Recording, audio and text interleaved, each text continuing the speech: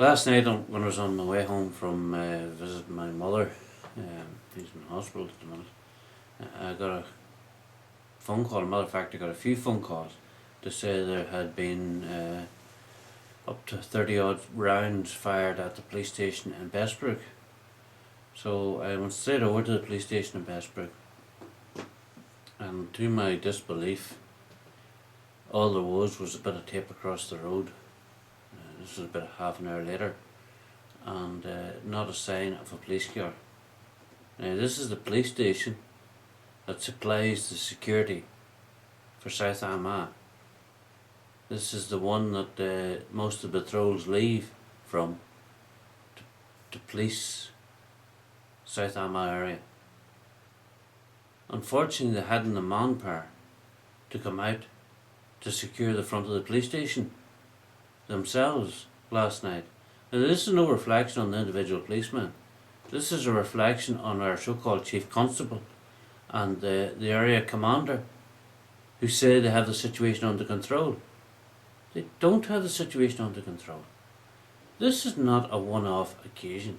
This is a regular occurrence where men got out last night with high-velocity rifles and opened fire on a police station with the actually it was the Sanger itself that they opened fire on, which is manned, but unfortunately it's not manned by an armed police officer.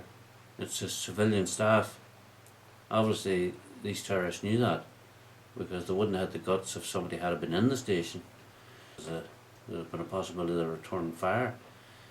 But they fired upwards of 30 rounds at it. It was an AK they were using, and perhaps another high velocity rifle as well. It was not shotguns or handguns or whatever way they want to try and play it down.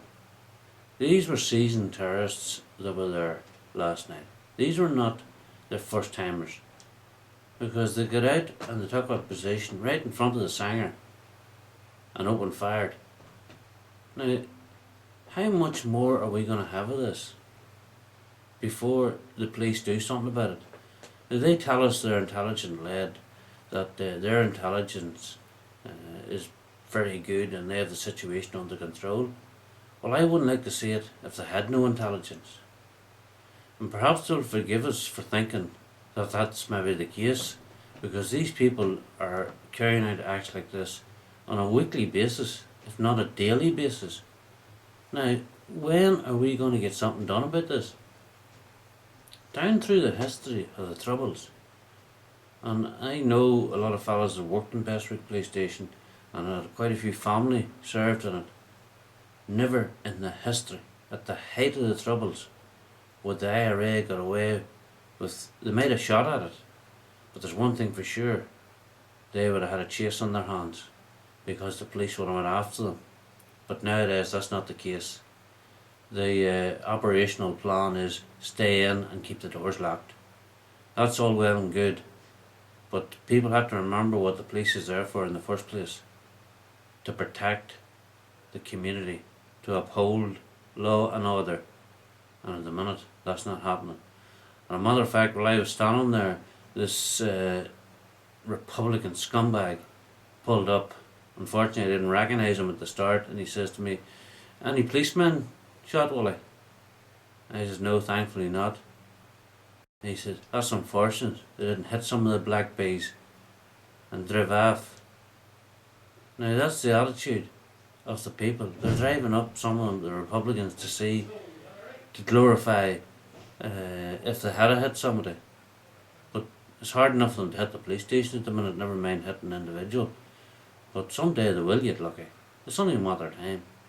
These boys are getting seasoned by these attacks, and until our government and our police force are given the resources by the government to deal with these people, it's only a matter of time before we have fatalities in this area and other areas as well.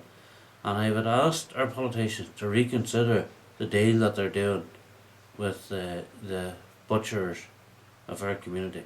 I would ask them to reconsider it, because once this goes over into the hands of the terrorists, and that's who will end up with it. They can say it's going to an alliance minister or whoever they want, but this is not. The end result will be no different than the education. Look at the education system. It's in turmoil. Our police system at the minute is in turmoil. Imagine what it's going to be like whenever the executive get their hands on it. Unbelievable. Just unbelievable.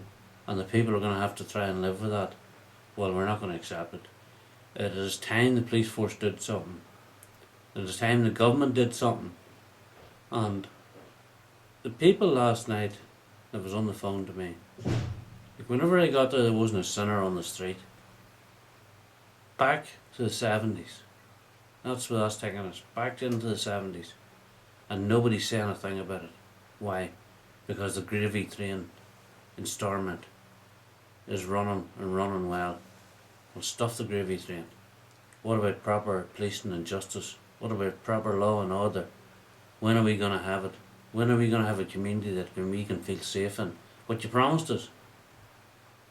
You didn't promise us what we're having today. You promised us that we would have peace, and that if these people raised their head, that you would go in and take it off. That's what Tony Blair told us whenever he first agreed to the Good Friday Agreement. A lot of us realised that that wouldn't be the case, that you wouldn't do that. That's why we voted against this agreement. But now's the time to prove us wrong. Now's the time to go and do something about it, before we end up with more bodies lying on the streets of South Armagh or on the roads.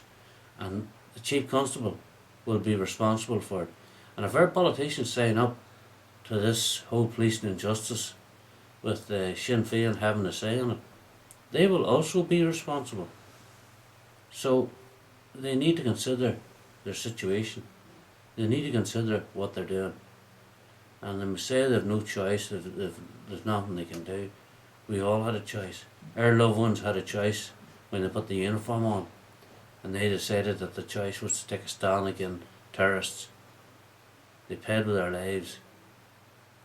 All you had to pay with is your pocket. So we'd ask you to consider to stand for what's right.